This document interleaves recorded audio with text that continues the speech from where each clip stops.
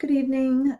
This evening I'm going to talk a little bit about Chapter 14, the first couple of learning objectives.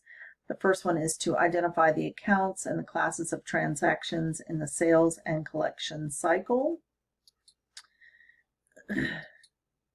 So there are 5 classes of transactions in the sales and collection cycle. This includes all sales, both cash and sales on account, cash receipts, sales returns and allowances, write-off of uncollectible accounts, and estimate of bad debt expense.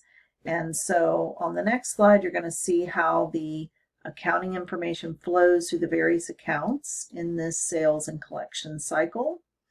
So we have all of our T accounts listed. We have sales, accounts receivable, cash and bank, cash discounts taken, sales returns and allowances, bad debt expense, and allowance for uncollectible accounts. And so you can just sort of see how the information is flowing from one account to the other. So the cash sales would be reflected in the cash in the bank. Sales on account from sales is also going to be recorded in accounts receivable. Your write-off of uncollectible accounts, this is going to come from your allowance for uncollectible accounts. As the bad debt expense is also going to be recorded in the bad debt expense as well as flowing into the allowance for uncollectible accounts. And then your discounts, your sales returns allowance, these are also reflected in accounts receivable, which in turn affects the cash in the bank. So you can just see from this slide how everything is kind of connected. The next objective is to describe the business functions and the related documents and records in the sales and collection cycle. So there are 8 business functions within the sales and collection cycle: processing customer orders, granting credit, shipping goods, billing customers and recording sales, processing and recording cash receipts, processing and recording sales returns and allowances, writing off uncollectible accounts receivable, and providing for bad debts.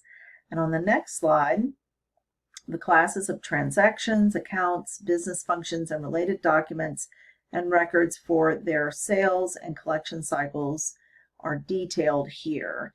So for example, we have sales. The accounts affected are sales and accounts receivable. The business functions are processing customer orders, granting credits, shipping goods, billing customers, and recording sales.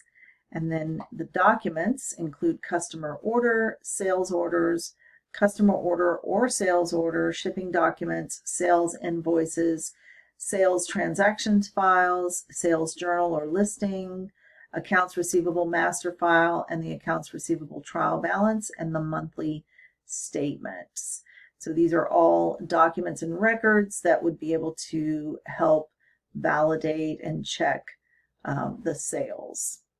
All right, and then we have that also for cash receipts, sales returns and allowances, write-off of uncollectible accounts, and bad debt expense.